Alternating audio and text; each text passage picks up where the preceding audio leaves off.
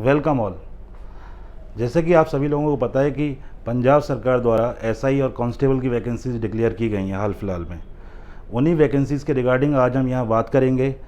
तो उन वैकेंसीज़ में कैसे आपको फॉर्म भरना है, ये सब चीज़ आप लोग जानते होंगे। फॉर्म आ चुका है। अभी हम यहाँ पर जो बात करेंगे बेसिकली पढ़ाई से रिलेटेड बात करेंगे, और पढ़ाई में भी कौन सी पढ़ाई से रिलेटेड बात करेंगे? करंट अफेयर्स, क्योंकि सभी को पता है करंट अफेयर्स एग्ज़ाम में पूछे जाते हैं। यहाँ पर जो मैं आपके साथ डिस्कस करने वाला हूँ वो पंजाब स्टेट के करंट अफेयर डिस्कस करूँगा। तो अभी चलिए शुरू करते हैं करंट अफेयर्स पंजाब स्टेट के। अभी थोड़े दिन पहले जनवरी महीने में आपका जो है एक रिपोर्ट आई थी मिनिस्ट्री ऑफ होम अफेयर्स की। ये जो मिनिस्ट्री ऑफ होम अफेयर्स की रिपोर्ट आई थी उसके रिगार्डिंग जो है आपका बताया गया था कि कौन सा पुलिस स्टेशन आपका अच्छा है। मतलब पुलिस स्टेशन की रैंकिंग की गई थी, जो थाने हैं आपके उनकी रैंकिंग की गई थी। उसमें जो पंजाब का आपका पुलिस स्टेशन आया है रैंकिंग में, यानी पंजाब में जिसने टॉप किया है पुलिस स्टेशन ने, उसका नाम है आपके सदर रामपुरा। क्या नाम है पुलिस स्टेशन का? सदर रामपुरा। ये जो आपका सदर रामपुरा पुलिस स्टेशन है ये आपका भटिंडा डिस्ट्रिक्ट में पड़ता है। कहाँ पड़ता है? भटिंडा डिस्ट्रिक्ट में पड़ता है। ये जो रैंकिंग की जाती है आपके पुलिस स्टेशन की या थानों की, जो रैंकिंग की जाती है किस आधार पर की जाती है? यहाँ पर आपका फीडबैक लिया जाता है पब्लिक से कि किस पुलिस स्टेशन में आपका किस तरीके से काम किया गया है, कितना इफेक्टिव है वो पुलिस स्टेशन वहाँ पर्टिकुलर एरिया में काम करने के लिए, उसके अकॉर्डिंग आपका ये रैंकिंग की जाती है। तो पंजाब में जो आपका सबसे अच्छा पुलिस स्टेशन आया है वो कौन सा है? आपका सदर रामपुरा। किस ज़िले में है? ये आपके भटिंडा ज़िले में। अब चूंकि ये रैंकिंग जो बनाई गई थी वो भारत सरकार द्वारा बनाई गई थी, तो इसलिए आपका पूरे भारत के पुलिस स्टेशन इसमें शामिल किए गए होंगे। तो भारत का सबसे अच्छा कौन सा पुलिस स्टेशन है, ये भी सवाल आपसे पूछ सकता है। तो भारत का सबसे अच्छा पुलिस स्टेशन है आपका नोंग पॉक सेक मई। नोंग पॉक सेक मई। नोंग pock Sekmai police station आपका ये मणिपुर में पड़ता है। कहाँ पड़ता है? आपके मणिपुर में। तो मणिपुर का Nongpok Sekmai police station Bharat का सर्वोत्तम पुलिस स्टेशन है according to ministry of home affairs. यानी भारत के गृह मंत्रालय द्वारा आपका जो पुलिस स्टेशन डिक्लेयर किया गया है सबसे अच्छा वो कौन सा है? नोंग पॉक सेक मई। और पंजाब में सबसे अच्छा कौन सा है? सदर रामपुरा। इसी से हम रिलेट करते हैं कि भारत के गृह मंत्री कौन है? भारत के गृह मंत्री हैं हमारे अमित शाह जी। भारत के गृह मंत्री कौन है? अमित शाह। हाल ही में अभी आपको पता होगा कि मंत्रिमंडल में चेंज किया गया है। अमित शाह को एक एडिशनल मिनिस्ट्री भी दी गई है। उस मिनिस्ट्री का क्या नाम है? तो वो मिनिस्ट्री आपकी मिनिस्ट्री ऑफ कोऑपरेशन। क्या नाम है उसका? Ministry of cooperation. हिंदी में बोलते हैं इसको सहकारिता मंत्रालय। ये आपका एडिशनल चार्ज दिया गया अमित शाह जी को। अभी जो आपको पता होगा हाल ही में नया मंत्रिमंडल का विस्तार किया गया है, उसमें अमित शाह जी को एक एडिशनल चार्ज दिया गया है, एक अतिरिक्त प्रभार दिया गया है। कौन से मंत्रालय का? सहकारिता मंत्रालय का। तो अभी यहाँ पे डिस्कस की हमने एक न्यूज़, सभी को क्लियर हो गया। अब हम अगली खबर पे चलते हैं। अगली खबर है हमारी कोविड से रिलेटेड। अगली खबर किससे रिलेटेड है? हमारी कोविड से रिलेटेड। अभी जैसे कोविड की वैक्सीनेशन प्रोग्राम चल रहा है, कई लोगों को वैक्सीनेशन के रिगार्डिंग अवेयरनेस नहीं है। तो अवेयरनेस लेके आने के लिए सरकारें क्या करती हैं? एम्बेसडर्स अपॉइंट करती हैं। क्या अपॉइंट करती हैं? एम्बेसडर्स अपॉइंट करती हैं। तो ऐसे ही अभी पंजाब स्टेट ने कोविड वैक्सीन कैंपेन के रिगार्डिंग जो आपका एम्बेसडर अपॉइंट किया है वो किसको अपॉइंट किया है? तो सोनू सूद को किया है। किसको किया है? सोनू सूद। तो नेक्स्ट है हमारा सोनू सूद। सोनू सूद ये एक फेमस फिल्म स्टार हैं। तो सोनू सूद को पंजाब सरकार ने अपने यहाँ कोविड वैक्सीन कैंपेन के अवेयरनेस के रिगार्डिंग क्या अपॉइंट किया है? एम्बेसडर अपॉइंट किया है। यानी वो कोविड वैक्सीन कैंपेन के अवेयरनेस के बारे में लोगों को बताएंगे कि वैक्सीन क्यों लगवानी है और आपको क्यों उसको अवॉइड नहीं करना है। ये सारी जानकारी कौन प्रोवाइड करवाएगा? सोनू सूद। क्योंकि सोनू सूद आपके जाने माने चेहरे हैं पंजाब के, जो आपके बॉलीवुड में काम करते हैं। अच्छा, सोनू सूद को अभी पंजाब इलेक्शन कमीशन ने अपना स्टेट आइकॉन भी रिप्रेजेंट किया है। स्टेट आइकॉन के तौर पे भी क्या किया है? रिप्रेजेंट किया है। पंजाब स्टेट इलेक्शन कमीशन जो है उसने सोनू सूद को स्टेट आइकॉन के तौर पे रिप्रेजेंट किया है। तो सोनू सूद के साथ दो खबर जुड़ गई हमारी कि कोविड वैक्सीन कैंपेन का आपका ब्रांड एम्बेसडर कौन है पंजाब का? सोनू सूद। दूसरा, पंजाब स्टेट का स्टेट इलेक्शन कमीशन का आइकॉन कौन है? सोनू सूद। क्लियर यहाँ तक? अभी कोविड की जब बात चल रही है तो यहाँ पे हम कोविड के बारे में थोड़ा सा और बता देते हैं आपको कि कोविड की जो वैक्सीन इंडिया में अवेलेबल है अभी, वो 3 वैक्सीन हमारी अवेलेबल हैं। एक कोविडशील्ड, दूसरी कोवैक्सीन, तीसरी हमारी स्पुतनिक। स्पुतनिक जो वैक्सीन है वो बेसिकली रशिया की वैक्सीन है। कहाँ की वैक्सीन है? रशिया की। और जो कोविडशील्ड है और जो कोवैक्सीन है वो आपके भारत में निर्मित वैक्सीन है। कोविडशील्ड को बनाया है एक कंपनी है यूके की, एस्ट्राजेनिका। एस्ट्राजेनिका ने कोविडशील्ड का फॉर्मूला डेवलप किया है और उसको दिया है किसको? सीरम इंस्टीट्यूट पुणे को। सीरम इंस्टीट्यूट पुणे ने कोविडशील्ड वैक्सीन आपकी यहाँ पे क्या की है? बनाई है।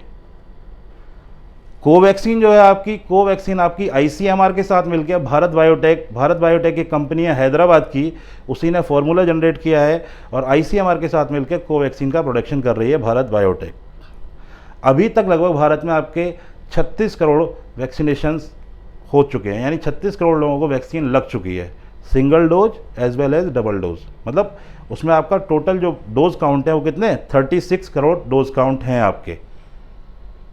क्लियर यहाँ तक सभी को? तो कई बार पूछ लेता है कि जो आपकी कोविडशील्ड वैक्सीन है वो आपके किस इंस्टीट्यूट द्वारा बनाई जा रही है, तो कौन से इंस्टीट्यूट में बन रही है? आपके सीरम इंस्टीट्यूट पुणे। इसके जो सीरम इंस्टीट्यूट पुणे के जो हेड हैं उनका नाम है आदार पूनावाला। आपने सुना भी होगा, एक न्यूज़ आई थी कि आदार पूनावाला भारत छोड़ के इंग्लैंड चले गए थे, तो आदार पूनावाला वही है जो सीरम इंस्टीट्यूट के क्या हैं? मालिक हैं। अगली खबर की तरफ बढ़ते हैं। यहाँ तक सभी को क्लियर हो गया? पहली खबर थी हमारी पुलिस स्टेशन से related. Best police station Punjab का कौन सा है? सदर रामपुरा।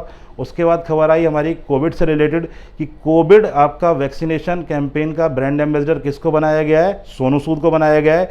इसके साथ साथ एक खबर और है कि आपका जो पंजाब इलेक्शन कमीशन है, यानी स्टेट इलेक्शन कमीशन जो है, उसने अपना स्टेट आइकन किसको अपॉइंट किया है? सोनू सूद को अपॉइंट किया है। किसको अपॉइंट किया है? सोनू सूद को। नेक्स्ट अगली खबर है हमारी पंजाब एग्रीकल्चर यूनिवर्सिटी से, PAU। जैसा कि हम सभी लोग जानते हैं PAU का जो कैंपस है हमारे लुधियाना में। PAU का कैंपस कहाँ पे है? लुधियाना में। तो पंजाब एग्रीकल्चर यूनिवर्सिटी आपके रिसर्च एंड डेवलपमेंट करती है in the field of agriculture.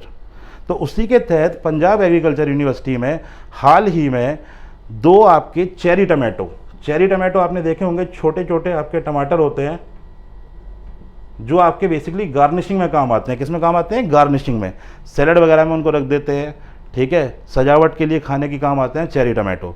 तो पंजाब एग्रीकल्चर यूनिवर्सिटी ने हाल ही में जो है आपके 2 वैरायटीज़ चेरी टमाटो की डिस्कवर की हैं। कितनी वैरायटी डिस्कवर की हैं? 2। उनके नाम हमें पता होना चाहिए कि वो पूछ सकता है कि पंजाब एग्रीकल्चर यूनिवर्सिटी में हाल ही में कौन सी 2 चेरी टमाटो की वैरायटीज़ आपके डेवलप की हैं। तो चेरी टमाटो की 2 वैरायटीज़ कौन कौन सी हैं? एक है पंजाब सोना और दूसरी है पंजाब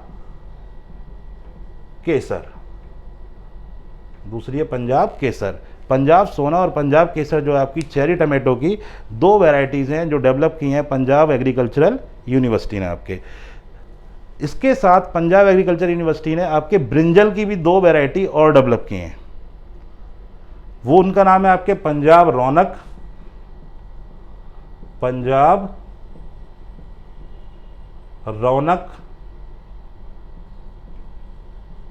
एंड पंजाब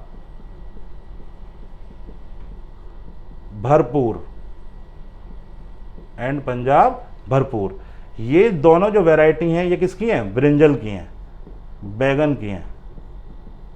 ये दोनों वैरायटीज किसकी हैं? ब्रिंजल की हैं। और पंजाब सोना और पंजाब केसर किसकी वैरायटी हैं? आपके चेरी टमाटो की हैं। बेसिक डिफरेंस क्या है आपका? अच्छा, ऐसा नहीं है कि चेरी टमाटो पहले नहीं आते थे, पहले भी चेरी टमाटो आते थे, जबकि आपके पंजाब सोना और पंजाब केसर में खास बात क्या है कि इसमें कैरोटीन की मात्रा जो है वो ज़्यादा है। कैरोटीन जो है आपका वो विटामिन ए कंटेन करता है। अगर कोई इंसान विटामिन ए डेफिशिएंसी है उसको, तो उसको ये बेनिफिशियल होगा। कौन सा? पंजाब सोना and Punjab Kesar cherry tomato. ये जो आपकी बैगन की 2 नई वैरायटी आपकी डेवलप की हैं, पंजाब रौनक और पंजाब भरपूर, इनकी खास बात क्या है? इनकी खास बात यह है कि अगर इस बीज को यूज़ करके आप बैगन की खेती करते हो तो प्रोडक्टिविटी जो है आपकी 40 to 50% इंक्रीज हो जाती है। साथ साथ इन बीजों के उपयोग से आप गमले में भी अपना बैगन उगा सकते हैं। तो अभी तक हमारी 3 न्यूज़ डिस्कस हो चुकी हैं, पुलिस स्टेशन के रिगार्डिंग हमारी, कोविड के रिगार्डिंग हमारी, और PAU के रिगार्डिंग। उसके बाद आपका आता है मुल्लापुर क्रिकेट स्टेडियम, आपने सुना होगा, मोहाली में पड़ता है। इंटरनेशनल क्रिकेट स्टेडियम है पंजाब का, जहां पे आपके इंटरनेशनल लेवल के मैच होते हैं। हाल ही में मुल्लापुर क्रिकेट स्टेडियम का नाम चेंज हुआ है, यानी मोहाली इंटरनेशनल क्रिकेट स्टेडियम जो था आपका पहले मोहाली इंटरनेशनल क्रिकेट स्टेडियम जो था उसका नाम चेंज हुआ है। अभी किसके नाम पे पड़ा गया है इसका नाम? इसका नाम जो रखा गया है वो आपके महाराजा यादविंदर सिंह, महाराजा यादविंदर सिंह। महाराजा यादविंदर सिंह आपके पटियाला के महाराज रह चुके हैं, ठीक है। महाराजा यादविंदर सिंह के नाम पे आपके मोहाली इंटरनेशनल क्रिकेट स्टेडियम का नाम रखा गया है। तो सवाल पूछ लिया जाएगा आपके कि मोहाली में जो मुल्लापुर है, मुल्लापुर क्रिकेट स्टेडियम का नाम किसके नाम पर रखा गया है? तो मोहाली के मुल्लापुर क्रिकेट स्टेडियम का नाम, यानी मोहाली इंटरनेशनल क्रिकेट स्टेडियम का नाम महाराजा यादविंदर सिंह के नाम पे रखा गया है। अभी देखो, जब नाम चेंज करने की बात आ रही है तो अभी एक और नाम आपका जो है चेंज हुआ है, वो है आपके मोहाली इंटरनेशनल हॉकी स्टेडियम का। अभी हम बात कर रहे थे किसकी? मोहाली इंटरनेशनल क्रिकेट स्टेडियम की। अब हम बात करेंगे मोहाली इंटरनेशनल हॉकी स्टेडियम की। तो ये मोहाली इंटरनेशनल हॉकी स्टेडियम का नाम अब चेंज होकर क्या हो गया है? तो क्वेश्चन पूछ लेगा कि मोहाली इंटरनेशनल हॉकी स्टेडियम का नाम बदलकर क्या रखा गया। तो आपने अभी नाम सुना होगा बलबीर सिंह सीनियर। बलबीर सिंह सीनियर एक हॉकी प्लेयर थे जिनका हाल ही में निधन हुआ है। वो बलबीर सिंह सीनियर जो है उस हॉकी टीम के मेंबर थे जिसने ओलंपिक्स में आपके गोल्ड मेडल जीते थे, जिसने ओलंपिक्स में क्या जीते थे? आपके गोल्ड मेडल जीते थे। तो उन्हीं के नाम पे आपके मोहाली इंटरनेशनल हॉकी स्टेडियम का नाम बदल कर रख दिया गया है Balbir Singh senior hockey stadium. Clear? तो नेक्स्ट है हमारा मोहाली इंटरनेशनल क्रिकेट स्टेडियम का नाम किसके नाम पे रखा है? महाराजा यादविंदर सिंह के नाम पे।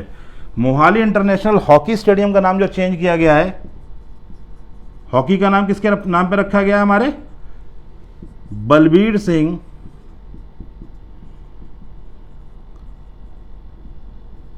सीनियर के नाम पे। किसके नाम पे रखा गया? बलबीर सिंह सीनियर के नाम पे। बलबीर सिंह सीनियर कौन है आपके? बलबीर सिंह सीनियर जो है आपके हॉकी के प्लेयर हैं, इंटरनेशनल लेवल के हॉकी के प्लेयर रह चुके थे। हाल ही में इनका निधन हुआ है और उस टीम के भी सदस्य थे जिसने आपके ओलंपिक्स में गोल्ड मेडल जीते थे। एक खास बात और है बलबीर सिंह सीनियर साहब के बारे में कि ये आपके उस टीम के कोच भी रहे हैं जिसने हॉकी वर्ल्ड कप जीता है इंडिया की टीम ने। मतलब अब तक जो है आपका हॉकी वर्ल्ड कप की अगर मैं बात करूं, हॉकी वर्ल्ड कप की अगर मैं बात करता हूं तो हॉकी वर्ल्ड कप जो है इंडियन टीम ने केवल एक ही बार जीता है। कब जीता है? 1975 में। यानी जो हॉकी का वर्ल्ड कप है वो भारतीय टीम ने अब तक केवल एक ही बार जीता है, 1975 में। और इस टीम के जो कोच थे वो कौन थे? आपके बलबीर सिंह सीनियर साहब थे। तो इनको ट्रिब्यूट देने के लिए जो मोहाली का इंटरनेशनल हॉकी स्टेडियम है उसका नाम बदल के इन्हीं के नाम पर रख दिया गया, Balbir Singh senior international hockey stadium. यहाँ तक क्लियर? इसके बाद चलते हैं हम, अभी आपकी हाल फिलहाल में एक स्पोर्ट्स यूनिवर्सिटी बनाई जा रही है पंजाब के अंदर। तो वो स्पोर्ट्स यूनिवर्सिटी आपके किस शहर में बन रही है? तो वो स्पोर्ट्स यूनिवर्सिटी बन रही है आपके पटियाला में। कहाँ बन रही है? पटियाला में। अब सवाल आता है कि उस स्पोर्ट्स यूनिवर्सिटी का नाम किसके नाम पे रखा गया है? तो स्पोर्ट्स यूनिवर्सिटी आपकी बन रही है पटियाला में। यूनिवर्सिटी का नाम रखा गया है आपके महाराजा भूपेंद्र सिंह के नाम पे। किसके नाम पे रखा गया है? महाराजा भूपेंद्र सिंह के नाम पे। तो एक स्पोर्ट्स यूनिवर्सिटी आपकी बन रही है, स्पोर्ट्स यूनिवर्सिटी बन रही है आपके कहाँ पे? पटियाला में। पटियाला में बन रही है आपकी स्पोर्ट्स यूनिवर्सिटी। और इस यूनिवर्सिटी का नाम जो रखा गया है किसके नाम पे रखा गया है? महाराजा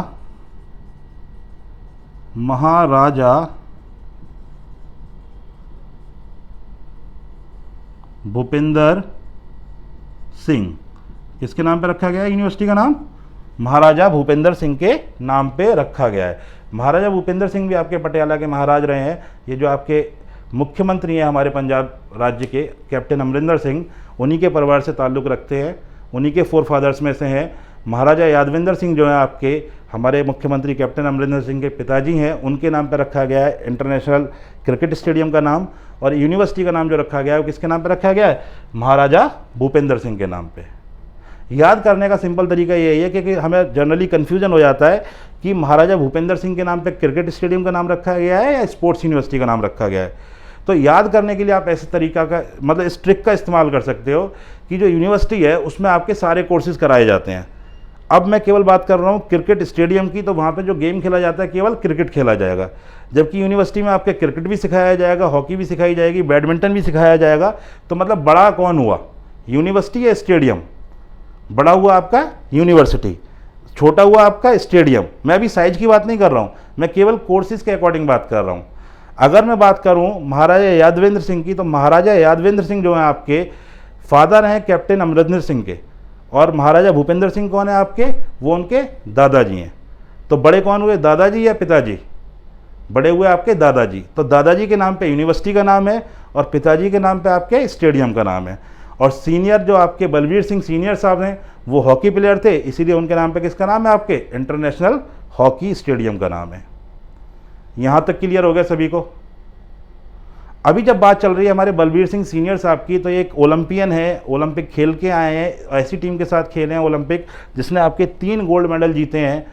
तो अब हम ओलंपिक की भी थोड़ी सी डिस्कशन कर लेते हैं यहीं पे कि अभी हमारे 2021 में ओलंपिक्स गेम होने वाले हैं। एक्चुअल में ये ओलंपिक गेम जो है आपके 2020 में प्रपोज थे, लेकिन ड्यू टू कोरोना यानी कोरोना के कारण इनको जो है आपके पोस्टपोन करना पड़ा। अब ये ओलंपिक गेम आपके 2021 में शुरू हो रहे हैं, इसी महीने शुरू हो रहे हैं। आपके किस जगह आपके 2021 में ओलंपिक गेम खेले जाएंगे, इस तरीके के क्वेश्चन भी आ जाते हैं।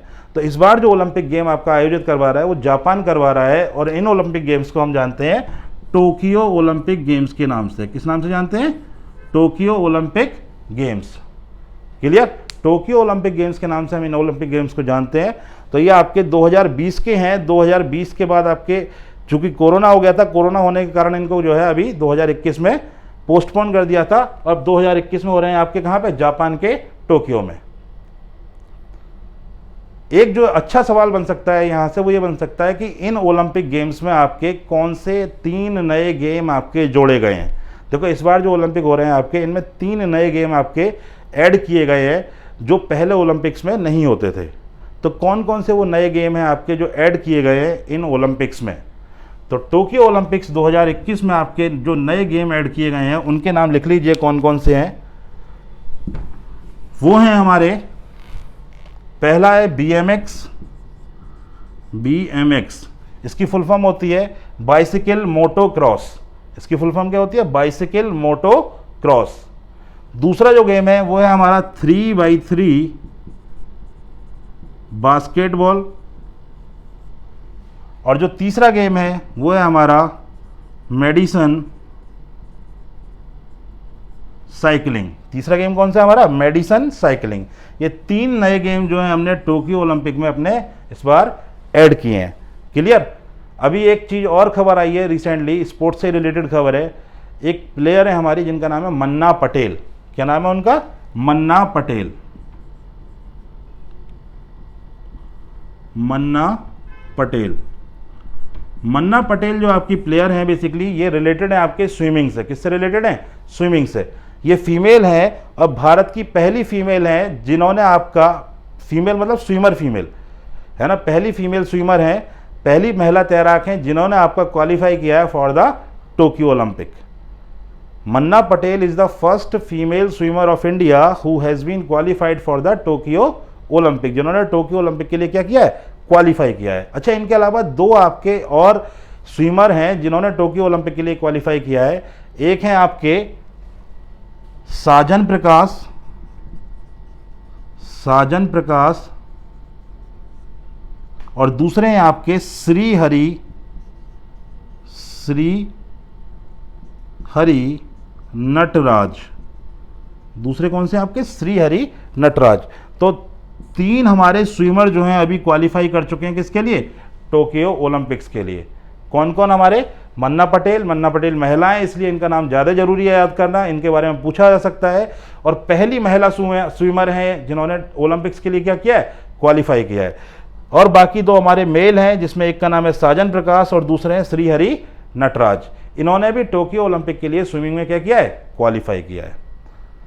अगर मैं आज से 4-5 महीने पहले की अगर एक न्यूज़ डिस्कस करूं आपसे, तो उसमें एक प्लेयर थी जिनका नाम था भवानी देवी।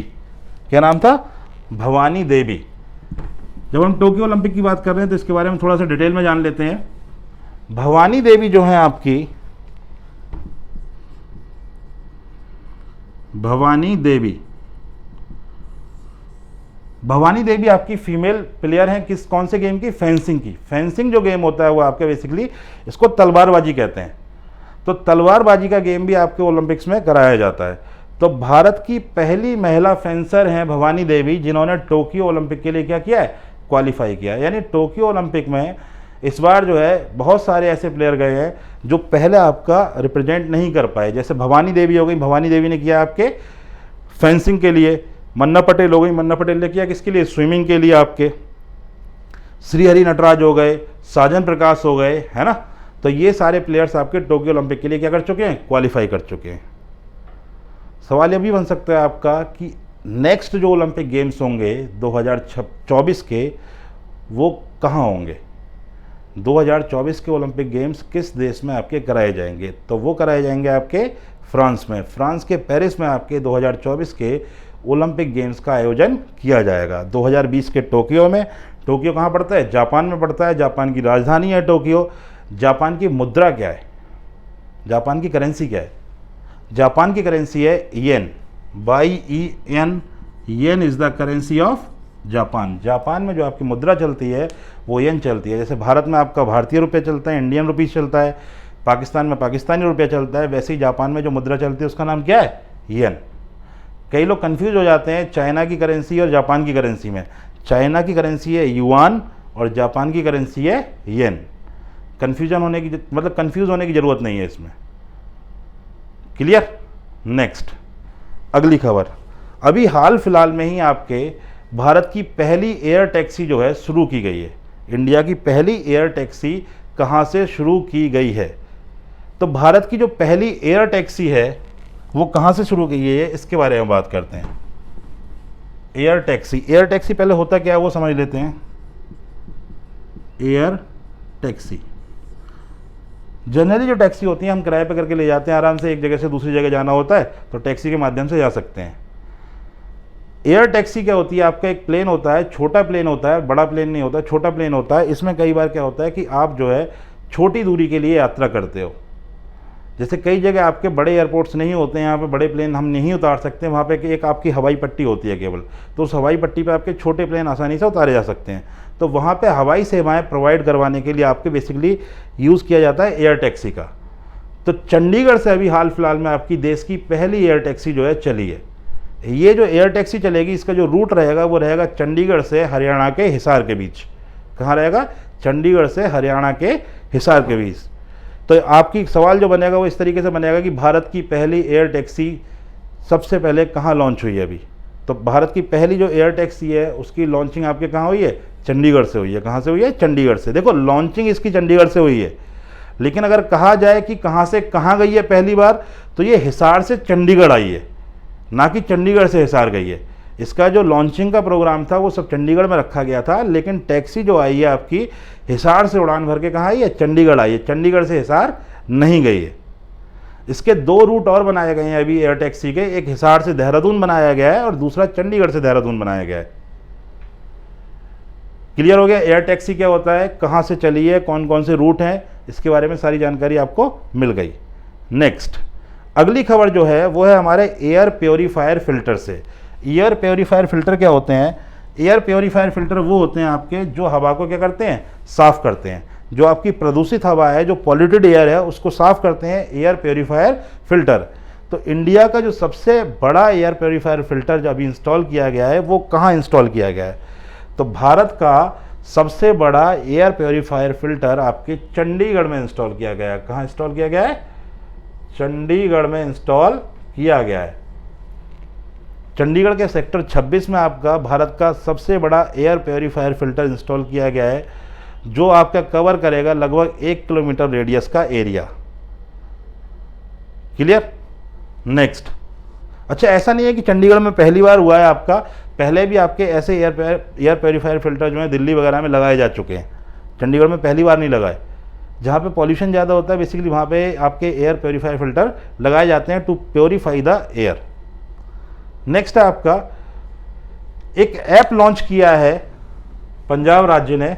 ऐप का नाम है डीजी नेस्ट। ऐप का नाम है डीजी नेस्ट। ये ऐप जो लॉन्च किया है वो किसने किया? आपके पंजाब राज्य ने ऐप लॉन्च किया है डीजी नेस्ट। ये बेसिकली ऐप किस काम के लिए लॉन्च किया गया है?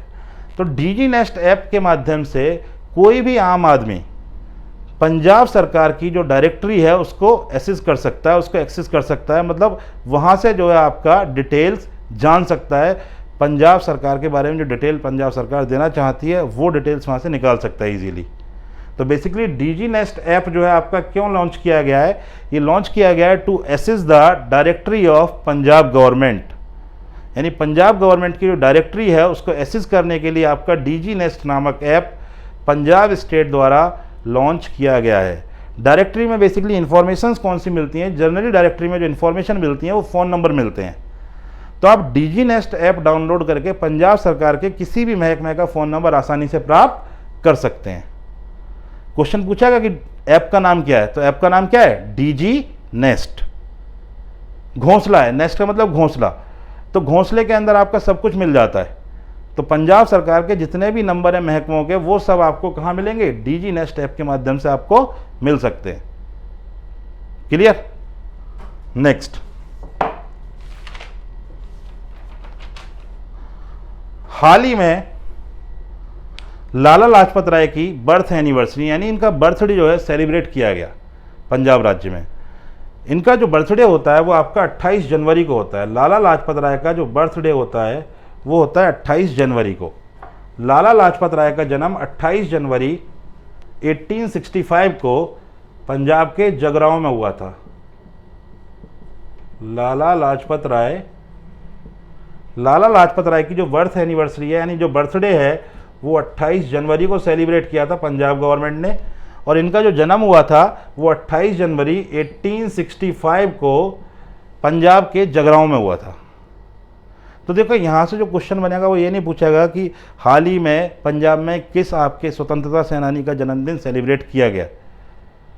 28 जनवरी को लाला लाजपत राय का किया गया, लेकिन सवाल बनेगा कि लाला लाजपत राय को किसी और नाम से जानते थे, तो वो नाम क्या था? तो वो नाम था आपका पंजाब केसरी। यानी लाला लाजपत राय को जो उपाधि दी गई थी वो किसकी उपाधि दी गई थी? पंजाब केसरी की उपाधि दी गई थी, लॉयन ऑफ पंजाब की उपाधि दी थी।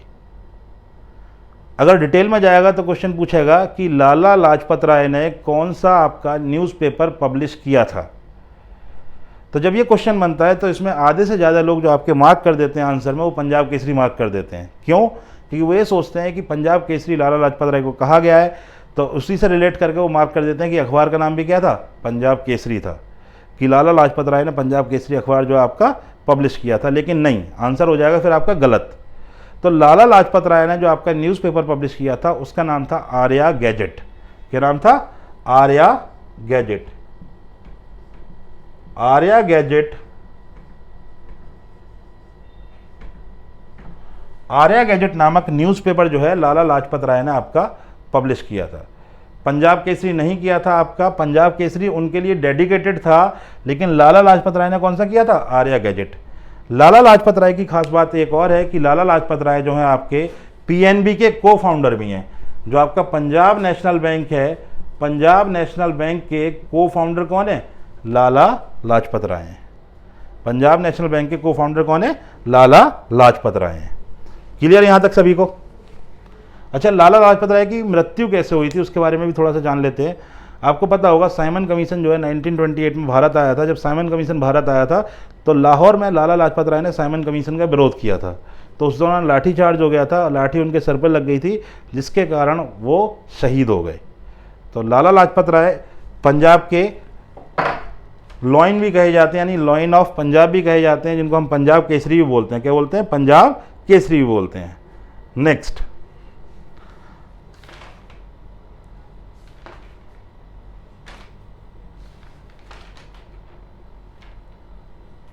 अगली खबर है नीति आयोग का नाम सभी ने सुना होगा।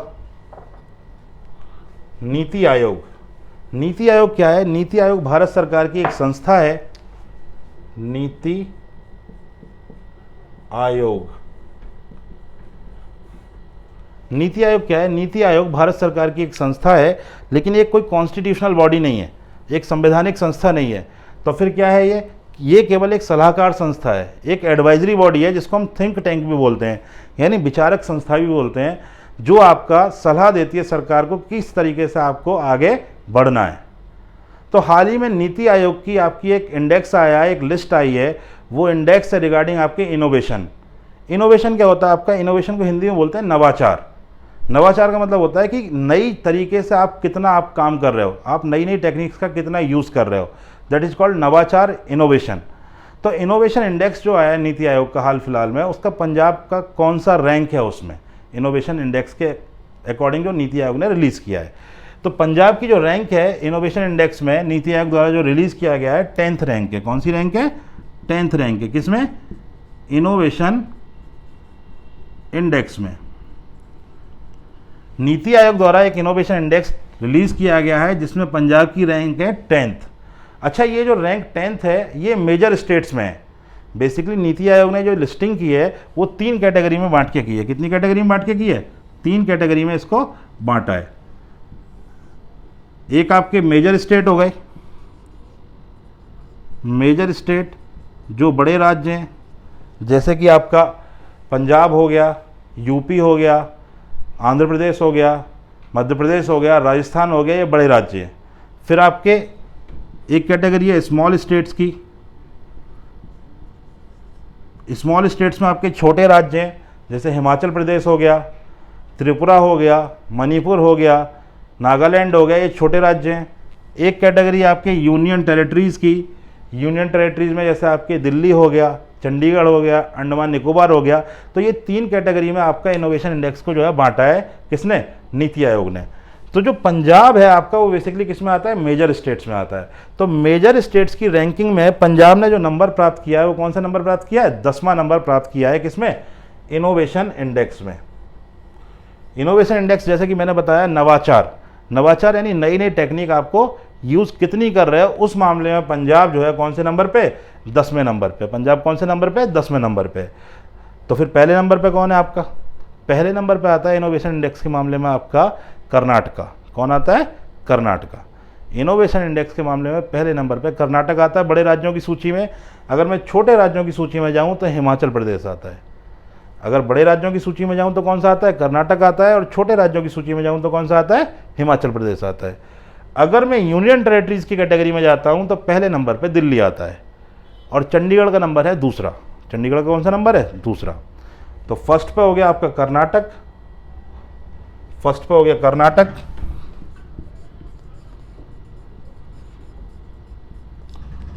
पंजाब का नंबर कौन सा है? 10th है आपका पंजाब। और स्मॉल स्टेट्स में जाता हूं तो पहले पे कौन सा है आपका? हिमाचल।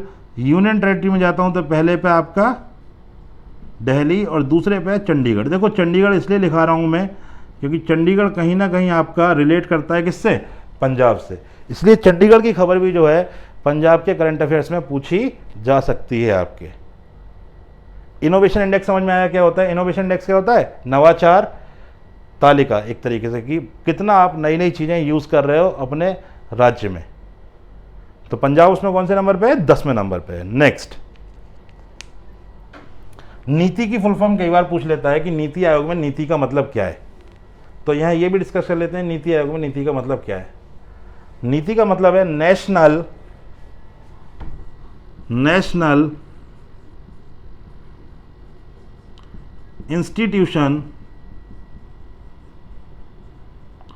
For transforming India. नीति की फुल फॉर्म क्या है? National institution for transforming India. NITI Aayog 1 जनवरी 2015 को बना था। नीति आयोग कब बना था? 1 जनवरी 2015 को बना था। यहाँ से जो सबसे अच्छा क्वेश्चन आता है वो ये आता है कि नीति आयोग के चेयरमैन कौन है। तो नीति आयोग के चेयरमैन कौन होते हैं आपके? नीति आयोग के चेयरमैन होते हैं आपके प्राइम मिनिस्टर ऑफ इंडिया। जो भारत के आपके प्रधानमंत्री होंगे वो चेयरमैन होंगे किसके? नीति आयोग के। तो हाल फिलहाल में नीति आयोग के जो चेयरमैन है वो कौन है? नरेंद्र मोदी जी। दूसरा क्वेश्चन जो पूछता है वो ये पूछता है कि नीति आयोग के वाइस चेयरमैन कौन है, यानी नीति आयोग के उपाध्यक्ष कौन है? तो नीति आयोग के अभी उपाध्यक्ष हैं राजीव कुमार। राजीव कुमार। अच्छा, जब बात नीति आयोग की चल रही है तो नीति आयोग का भी नेशनल लेवल पे एक करंट अफेयर था, उसकी भी बात कर लेते हैं। नीति आयोग के सीईओ हैं, सीईओ, यहां तक नोट कर लिया। वाइस चेयरमैन है राजीव कुमार, चेयरमैन है नरेंद्र मोदी जी। नीति आयोग स्टैब्लिश हुआ था 1 जनवरी 2015 को। नीति आयोग की फुल फॉर्म है national institution for transforming India. अभी बात करते हैं नीति आयोग में एक हैं जिनका नाम है अमिताभ कांत। क्या नाम है उनका? अमिताभ कांत। अमिताभ कांत। अमिताभ कांत साहब जो हैं नीति आयोग के सीईओ हैं। अमिताभ कांत साहब कौन है? नीति आयोग के सीईओ हैं, यानी चीफ एग्जीक्यूटिव ऑफिसर है अमिताभ कांत नीति आयोग के, जिसको हिंदी में बोलता है मुख्य कार्यकारी अधिकारी। तो अमिताभ कांत साहब का जो है टेन्योर अभी जून 2021 में ख़त्म हो रहा था, तो केंद्र सरकार ने इनका टेन्योर बढ़ा के अब कब तक का कर दिया है? जून 2022 तक का कर दिया है। तो अभी अमिताभ कांत साहब जो है नीति आयोग में बने रहेंगे। फिलहाल नीति आयोग के सीईओ बने रहेंगे कौन? अमिताभ कांत साहब, क्योंकि इनका टेन्योर बढ़ा दिया गया है। कब तक कर दिया गया आपके? जून 2022 तक कर दिया गया है। ये भी न्यूज़ अच्छी है, पूछ सकता है कि हाल फिलहाल में नीति आयोग में किसका टेन्योर बढ़ाकर जून 2022 तक किया गया है? तो उसमें राजीव कुमार साहब का नाम दे सकता है, अमिताभ कांत साहब का नाम दे सकता है आपके, और जो नीति आयोग के मेंबर्स हैं जैसे आपके वीके सारस्वत साहब हैं उनका नाम दे सकता है। तो आंसर क्या होगा आपका? अमिताभ कांत। कार्यकाल किसका बड़ा है? अमिताभ कांत का बड़ा है। यहां तक समझ में आ गया? यहां तक क्लियर हो गया? नेक्स्ट अगली खबर फिर आती है हमारी रैंकिंग से ही रिलेटेड है। जैसे अभी हम रैंकिंग की बात कर रहे हैं तो नेक्स्ट खबर भी हमारी किससे रिलेटेड है? रैंकिंग से ही रिलेटेड है। ये आपका जो इंडेक्स होता है, ये जो रैंकिंग होती है, ये होती है आपकी ease of living index. Ease of living index. Ease of living index क्या बताता है? बेसिकली आपका कि आप पर्टिकुलर जगह रह रहे हो अगर कहीं पे, तो वहाँ पे कितनी आसानी के साथ आप रह पा रहे हो। ये तो कहने वाली बात हो जाएगी कि गाँव में हम बहुत आसानी के साथ रह लेते हैं, वहाँ जीवन आपका आसान ज़रूर है, लेकिन दिक्कत तब आती है जब आपके साथ कोई घटना घट जाती है। जैसे मान लो घर में कोई बीमार पड़ जाए, तो क्या गांव में आसपास अच्छे हॉस्पिटल्स होते हैं? नहीं होते। इजीली आपको हॉस्पिटल कहाँ अवेलेबल होगा? शहरों में। तो ease of living index basically क्या बताता है कि आपको इजीली चीज़ें कहाँ अवेलेबल होती हैं, वो जगह आपको रहने के लिए क्या है? ज़्यादा अच्छी होती है। वहाँ आप आसानी से रह सकते हो, अपने जीवन यापन आसानी से कर सकते हो। तो ईज़ ऑफ, जैसे कि अगर मैं बात करूं अच्छे स्कूल्स की, अच्छे स्कूल्स भी कहाँ मिलेंगे? शहरों में मिलेंगे। मैं बात करूं अच्छे हॉस्पिटल्स की, वो भी कहाँ मिलेंगे? शहरों में मिलेंगे। मैं बात करूं अच्छी यूनिवर्सिटीज, अच्छे कॉलेज, वो भी आपके जनरली कहाँ मिलते हैं? शहरों में मिलते हैं, गाँव में नहीं मिलते। गाँव का जीवन वैसे तो आसान होता है, लेकिन जब इन सब चीज़ों की ज़रूरत पड़ती है तो हमें कहाँ जाना पड़ेगा? शहर जाना पड़ेगा। तो शहर जाने के लिए परेशानी होगी नहीं होगी? तो परेशानी होगी। तो ईजीनेस रही कहीं? वहाँ ईजीनेस नहीं रही। तो ईजीनेस इन सब चीज़ों को लेकर कहाँ मिलेगी हमें? जहाँ ये चीज़ें अवेलेबल होंगी। अगर शहर में अवेलेबल है तो वहाँ होंगी, महानगर में अवेलेबल है तो वहाँ होंगी। तो ease of living index basically निकालता कौन है भारत में? तो भारत के अंदर ये इंडेक्स रिलीज़ किया जाता है ministry of housing and urban affairs. जो आपका आवास एवं शहरी मामलों का मंत्रालय है भारत सरकार का, उसके द्वारा रिलीज किया जाता है ईज ऑफ लिविंग इंडेक्स। ये बताता है इंडेक्स कि बेसिकली आपके लिए कौन सी जगह रहने के लिए ज़्यादा सूटेबल है। केवल सीधे शब्दों में अगर मैं बात करूं, ईज ऑफ लिविंग इंडेक्स क्या बताता है कि कौन सी जगह आपके रहने के लिए ज़्यादा सूटेबल है। तो इस इंडेक्स को भी आपके कई कैटेगरी में बांटा गया है। कौन कौन सी कैटेगरी में बांटा गया है? इसमें आपके 2 कैटेगरी बेसिकली शामिल की गई हैं, यानी 2 तरीके के शहर इसमें बांटे गए हैं। एक वो शहर जहां पे आबादी आपके 1 मिलियन यानी 10 लाख से ज़्यादा है, पहली कैटेगरी क्या है, जहां पे आपकी पॉपुलेशन प्लस 1 मिलियन है। दूसरी कैटेगरी क्या है आपकी, दूसरी कैटेगरी आपके जहां पे पॉपुलेशन आपकी लेस देन 1 मिलियन है। तो दो कैटेगरी आपकी बांटी गई हैं। तो इसमें पंजाब के शहर शामिल किए गए हैं। तो पंजाब के शहर जब शामिल किए गए हैं तो उसमें पंजाब के शहरों की रैंकिंग क्या है, पहले नंबर पे कौन है, ये सारी चीज़ें हम यहाँ पे देखेंगे। तो ऐसे शहर जहाँ पे आबादी आपकी 10 लाख से ज़्यादा है, उनकी अगर रैंकिंग की बात करूँ तो इस रैंक में आपका जो आता है टॉप पे आता है वो आता है बेंगलुरु। कौन सा आता है आपका, बेंगलुरु। जो बेंगलोर है जिसको हम बेंगलुरु बोलते हैं, उसने क्या किया, आपके टॉप किया है ईज ऑफ लिविंग इंडेक्स में। बेंगलुरु ने क्या किया, आपके टॉप किया है ईज ऑफ लिविंग इंडेक्स में। पंजाब का कौन सा शहर आता है आपका, जो पंजाब में टॉप पे है, और भारत में कौन से नंबर पे, उसकी भी बात कर लेते हैं। तो पंजाब का जो सबसे अच्छा शहर है ईज ऑफ लिविंग इंडेक्स के अकॉर्डिंग वो है लुधियाना। लुधियाना की रैंकिंग जो है भारत में तो कौन से नंबर पे है, 14th रैंक पे है। भारत में कौन से नंबर पे है, आपके 14th रैंक पे है। लेकिन पंजाब में कौन से नंबर पे है, आपके पंजाब में पहले नंबर पे है। दूसरा कौन सा शहर शामिल है इसमें पंजाब का, जिसकी पॉपुलेशन 1 मिलियन से ज़्यादा है, वो है अमृतसर। तो अगला शहर जो है वो है आपका अमृतसर। अमृतसर की रैंकिंग जो है वो है 45 भारत में। अमृतसर कौन से नंबर पे आता है, 45वें नंबर पे आता है। किसमें, ईज ऑफ लिविंग इंडेक्स में, जहाँ पे आप आसानी के साथ रह सकते हो, मतलब जहाँ पे आपको सभी सुविधाएं मिल जाएंगी, कोई दिक्कत नहीं होगी। ये बात कर रहे थे हम ऐसे शहरों की जहाँ पे आपकी पॉपुलेशन 10 लाख से ज़्यादा है। अब बात करते हैं हम ऐसे शहरों की जहाँ पे पॉपुलेशन आपकी 10 लाख से कम है।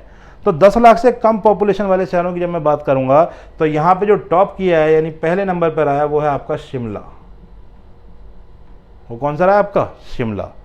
पंजाब का कौन सा शहर इसमें शामिल हुआ है, तो पंजाब का शामिल हुआ है इसमें जलंधर। जलंधर की जो रैंकिंग है ऑल इंडिया लेवल पे वो है 39। जलंधर की रैंकिंग क्या है ऑल इंडिया लेवल पे, 39, यानी जलंधर 39वें नंबर पे है ईज ऑफ लिविंग इंडेक्स के अकॉर्डिंग। ये रैंकिंग समझ में आ गई। तो अभी हमने दो रैंकिंग डिस्कस की हैं, एक इनोवेशन इंडेक्स की और दूसरी की हमने ईज ऑफ लिविंग इंडेक्स की। इनोवेशन इंडेक्स बताता है आपका कि किस तरीके से आपका कोई भी राज्य या कोई भी जगह नवाचार का उपयोग करती है, यानी नई नई टेक्निक्स का उपयोग करती है। और ईज ऑफ लिविंग इंडेक्स बताता है कि कौन सी जगह आपको रहने के लिए कितनी सुइटेबल है, कहाँ आप अच्छी तरीके से रह सकते हो, वो बताता है ease of living index. Ease of living index जो दिया जाता है वो किसके द्वारा रिलीज किया जाता है, ministry of housing and urban affairs द्वारा। और जो इनोवेशन इंडेक्स है वो किसके द्वारा रिलीज किया गया, आपके नीति आयोग द्वारा।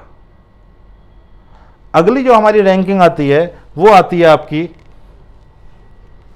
जस्टिस रिपोर्ट के रिगार्डिंग।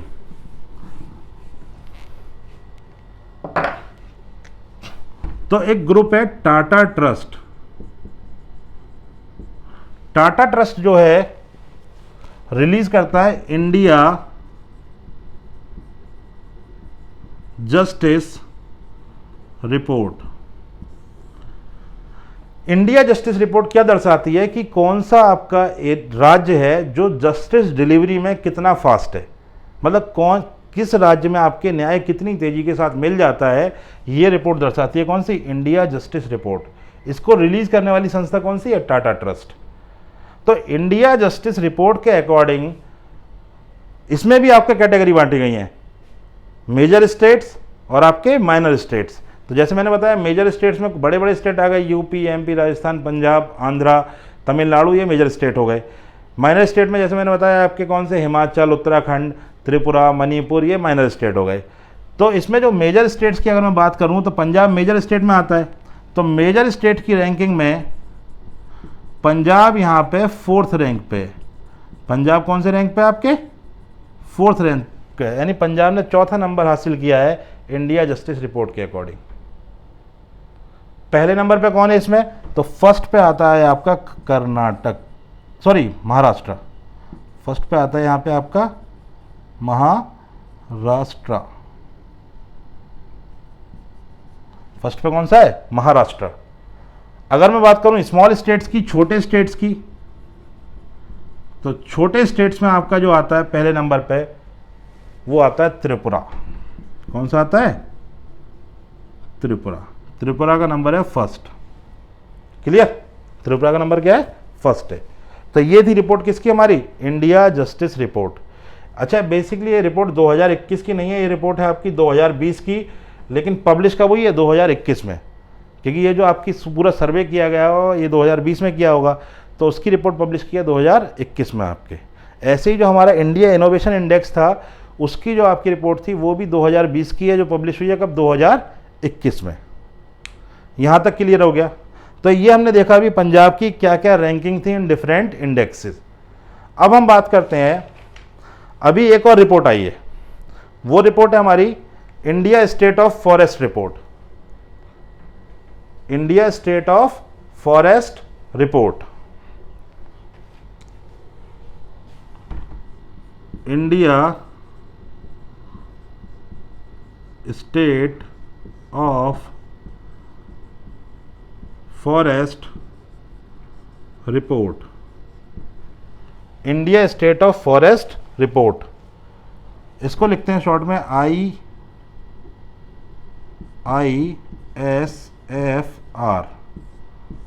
क्या लिखते हैं इसको शॉर्ट में? ISFR। तो अकॉर्डिंग टू ISFR जो है आपका पंजाब में कितने % आपका फॉरेस्ट रिजर्व जो है वो बढ़ा है अभी तक, या कितना एरिया जो है फॉरेस्ट रिजर्व में इंक्रीज हुआ है पंजाब में अकॉर्डिंग टू ISFR। तो ISFR की जो रिपोर्ट बताती है बेसिकली ये बताती है कि कितने % जंगल जो हैं आपके बड़े हैं, है ना, पूरे देश में। तो उसमें स्टेट वाइज रिपोर्ट आती है। तो जैसे कि ISFR ने कहा है कि पंजाब में जो है आपके ये रिपोर्ट आपकी 2017 की है, जो 2021 में प्रकाशित की गई है, क्योंकि ये रिपोर्ट आपके धीरे धीरे आती है, मतलब बहुत सर्वे करना पड़ता है, इसलिए इस रिपोर्ट को आने में टाइम लग जाता है। तो 2017 की रिपोर्ट अब आई है आपकी। 2017 से इसको पूरा मतलब जो है चेक कर रहे थे सब कुछ कि कितना आपका बड़ा है जंगल, कहाँ कटाई चल रही है जंगल की, वो सब चेक करने के बाद आपका 2021 में रिपोर्ट लॉन्च की है ISFR ने। और रिपोर्ट कहती है कि पंजाब में जो है आपके 11.63 स्क्वायर किलोमीटर जो आपका फॉरेस्ट एरिया है वो बड़ा है पहले के मुकाबले। 11.63 स्क्वायर किलोमीटर फॉरेस्ट एरिया आपका क्या हुआ है? बड़ा है पहले के मुकाबले। ये रिपोर्ट कौन सी कहती है? आपके ISFR की रिपोर्ट कहती है। यानी पंजाब में जो आपका फॉरेस्ट रिजर्व है पहले के मुकाबले 11.63 स्क्वायर किलोमीटर से बढ़ गया है। पंजाब का सबसे बड़ा फॉरेस्ट रिजर्व आपका कहाँ पाया जाता है, मतलब ऐसा कौन सा जिला है जिसमें आपके सबसे ज़्यादा फॉरेस्ट रिजर्व पाया जाता है पंजाब का? तो पंजाब का बिगेस्ट फॉरेस्ट रिजर्व जो है वो आपका कहाँ पे? होशियारपुर में। पंजाब का बिगेस्ट फॉरेस्ट रिजर्व आपका कहाँ पे? होशियारपुर में। होशियारपुर आपका ऐसा जिला है जहाँ पे आपके सबसे ज़्यादा जो है जंगल पाया जाता है। और सबसे कम जंगल कहाँ पाया जाता है? ऐसा कौन सा जिला है पंजाब का? तो वो है आपका फतेहगढ़ साहिब। फतेहगढ़ साहिब में आपका फॉरेस्ट रिजर्व बहुत छोटा है। होशियारपुर का फॉरेस्ट रिजर्व आपका सबसे बड़ा है पंजाब में। होशियारपुर के फॉरेस्ट रिजर्व की बात करूं तो अराउंड 724 स्क्वायर किलोमीटर का है। और जब मैं बात करता हूं फतेहगढ़ साहिब की, फतेहगढ़ साहिब का जो फॉरेस्ट रिजर्व है वो आपका अराउंड 3.7 स्क्वायर किलोमीटर का है, बस 3.7 स्क्वायर किलोमीटर का है। और जबकि आपका होशियारपुर का कितना है? 724 स्क्वायर किलोमीटर का है। तो सबसे ज़्यादा बड़ा फॉरेस्ट रिजर्व आपका कहाँ पाया जाता है? होशियारपुर में। सबसे छोटा कौन से ज़िले में? आपके फतेहगढ़ साहिब में।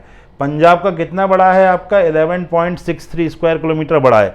इसमें भी अगर पूछा जा सकता है कि डिटेल में जाके कि भाई ये बताइए कि पंजाब में कौन से ज़िले का सबसे ज़्यादा बड़ा है, तो सबसे ज़्यादा जो बड़ा है आपका ज़िले वाइज भी अगर मैं बात करूं तो सबसे ज़्यादा बड़ा है आपके होशियारपुर का। और सबसे कम जो इंक्रीज हुआ है वो कहाँ का हुआ है? आपके फतेहगढ़ साहिब का हुआ है। सबसे ज़्यादा कहाँ बढ़ा है? होशियारपुर में बड़ा है। और सबसे कम कहाँ पे बढ़ा है? आपके फतेहगढ़ साहिब में। क्लियर? तो ये हमारी रिपोर्ट्स की बात हो गई। ये किसकी बात हो गई? रिपोर्ट्स की बात हो गई। नेक्स्ट अगली खबर है कि हाल ही में पंजाब राज्य में आपका एक वुड पार्क डेवलप किया जा रहा है। क्या डेवलप किया जा रहा है? Would park. वुड पार्क क्या होता है? यहाँ पे जो है आपकी वुड इंडस्ट्री को जो है प्रमोट किया जाएगा। बेसिकली जो आपकी लकड़ी से रिलेटेड इंडस्ट्री है उसको प्रमोट किया जाएगा, तो उसी के लिए बना रहे हैं वुड पार्क। तो हाल ही में जो पंजाब के किस राज्य में जो है वुड पार्क बनाया जा रहा है, सॉरी पंजाब के किस ज़िले में, पंजाब तो खुद एक राज्य है, पंजाब के किस ज़िले में आपका वुड पार्क बनाया जा रहा है। तो जैसे मैंने बताया ना कि आपको अभी बिगेस्ट फॉरेस्ट रिजर्व आपका कहाँ है, होशियारपुर में, तो वुड पार्क भी आपका कहाँ इस्टेब्लिश किया जा रहा है, होशियारपुर ज़िले में ही किया जा रहा है। तो वुड पार्क आपका पंजाब के होशियारपुर में बनाया जा रहा है। कहाँ बनाया जा रहा है, होशियारपुर ज़िले में बनाया जा रहा है वुड पार्क पंजाब के। अच्छा, जब इनॉग्रेशन की बात आ रही है कि वुड पार्क होशियारपुर में बन रहा है, तो हाल ही में एक मेगा फूड पार्क जो है आपका, हाल ही में एक मेगा फूड पार्क जो है इंस्टॉल किया गया था, मतलब इनॉग्रेट किया गया था। कहाँ इनॉग्रेट किया गया मेगा फूड पार्क आपका हाल ही में, और वो किया था हमारे उस टाइम पे फूड प्रोसेसिंग मिनिस्टर थे नरेंद्र सिंह तोमर। क्या नाम था उनका, नरेंद्र सिंह तोमर। उन्होंने इनॉग्रेट किया था mega food park. Mega food park का नाम है Sukhjit mega food park. Mega food park का क्या नाम है, सुखजीत मेगा फूड पार्क। तो ये Sukhjit mega food park basically कहाँ आपके इनॉग्रेट किया गया था, by our food processing minister जो उस समय थे, कौन, नरेंद्र सिंह तोमर, उनके द्वारा।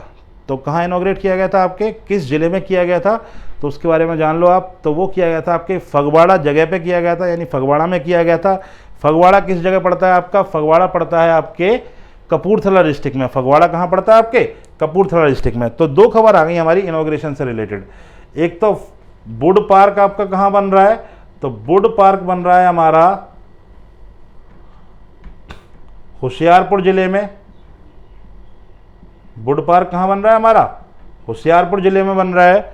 और फूड पार्क जो बनाया था अभी आपका, जिसका इनॉग्रेशन किया था नरेंद्र सिंह तोमर ने, जिसका नाम था आपके फूड पार्क का सुखजीत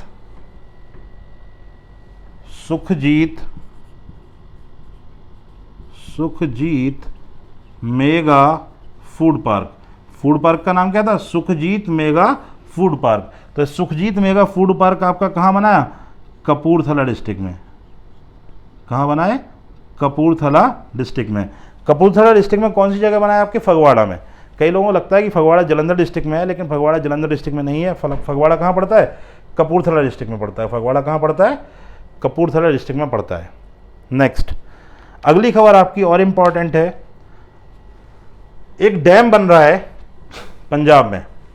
वो डैम जो है आपके बेसिकली पठानकोट ज़िले में बन रहा है। डैम का नाम है शाहपुर कंडी डैम। डैम का नाम है शाहपुर कंडी डैम। ये शाहपुर कंडी डैम जो है वो किस नदी के ऊपर बनाया जा रहा है, सवाल ये पूछा जाएगा।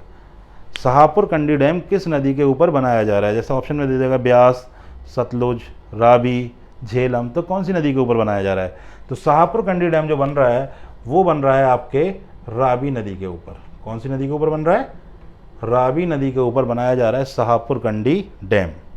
कहाँ बन रहा है बेसिकली, ये जम्मू कश्मीर का जो आपका कठुआ है और पंजाब का जो पठानकोट है, इनके बीच में डैम बनाया जा रहा है। और बेसिकली इसकी जो डैम आएगा कौन से स्टेट की सीमा के अंदर आएगा, तो ये पंजाब की सीमा के अंदर ही आएगा।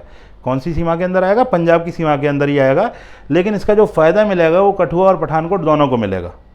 ऐसा नहीं है केवल पठानकोट के लिए बनाया जा रहा है, इसका फ़ायदा जो मिलेगा आपके कठुआ और पठानकोट दोनों को मिलेगा। और किस नदी के ऊपर बनाया जा रहा है, आपके रावी नदी के ऊपर बनाया जा रहा है। रावी नदी जो है आपकी ट्रिब्यूटरी है इंडस रिवर की। रावी नदी क्या है आपकी, इंडस रिवर की ट्रिब्यूटरी है, यानी सिंधु नदी की। रावी नदी जो है सिंधु नदी की सहायक नदी है। सहायक नदी कौन सी होती है, जो आपकी बाद में आके किसी नदी में जुड़ जाती है। जैसे रावी नदी बाद में जो है सिंधु नदी में जुड़ जाती है, इसीलिए बोला जाता है इसको tributary of Indus river. Clear यहाँ तक सभी को, तो अच्छा क्वेश्चन है। अच्छा देखो, ये केवल स्टेट का प्रोजेक्ट नहीं है। शाहपुर कंडी डैम जो है आपके नेशनल लेवल प्रोजेक्ट है, यानी इसमें जो इन्वॉल्वमेंट है वो किसका इन्वॉल्वमेंट है, आपके केंद्र सरकार का भी इन्वॉल्वमेंट है। शाहपुर कंडी डैम को बनाने में केंद्र सरकार का भी इन्वॉल्वमेंट है, इसीलिए आपका इंपॉर्टेंट हो जाता है। तो आपको ध्यान रखना है, शाहपुर कंडी डैम रावी नदी पे बन रहा है। रावी नदी किसकी ट्रिब्यूटरी है, कई बार पूछ लेता है ज्योग्राफी में कि रावी नदी किसकी ट्रिब्यूटरी है, तो रावी नदी किसकी ट्रिब्यूटरी है, आपके इंडस रिवर की, यानी सिंधु नदी की ट्रिब्यूटरी है रावी रिवर। किस जिले में बन रहा है पंजाब के शाहपुर कंडी डैम, पठानकोट में। किस जिले में बन रहा है, पठानकोट में। यहाँ तक क्लियर हो गया सभी को। इंडिया का सबसे ऊंचा डैम कौन सा है, भारत का सबसे ऊंचा डैम कौन सा है? भाखड़ा नंगल डैम नहीं है। बहुत से लोगों को लगता है कि भाखड़ा नंगल डैम है, लेकिन अब सबसे ऊंचा डैम कौन सा हो गया आपका? टिहरी डैम। टिहरी डैम कहाँ पे?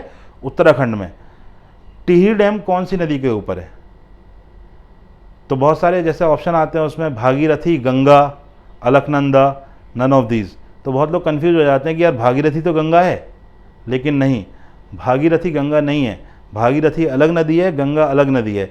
जब भागीरथी और गंगा का संगम होता है उसके बाद बनता है आपका भागीरथी और अलकनंदा का संगम होता है तब बनता है गंगा। यानी जब भागीरथी नदी अलकनंदा के साथ मिल जाती है तब उसका नाम जो है गंगा नदी पड़ता है।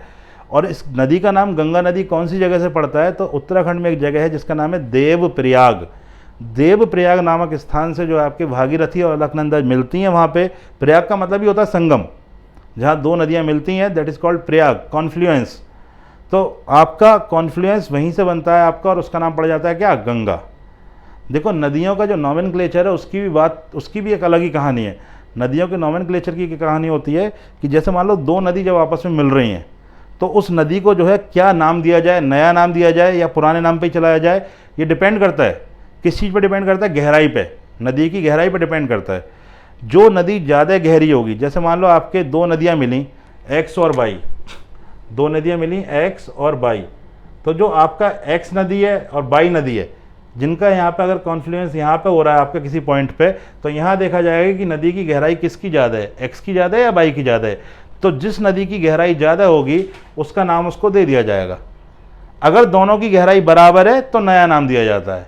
ये रिवर नॉमेनक्लेचर होता है आपके, ये पूरी दुनिया में फॉलो होता है। तो गंगा जो नाम दिया गया है आपका, बेसिकली वहाँ पे अलकनंदा और भागीरथी की गहराई सेम है, इसीलिए उसका नया नाम दे दिया गंगा।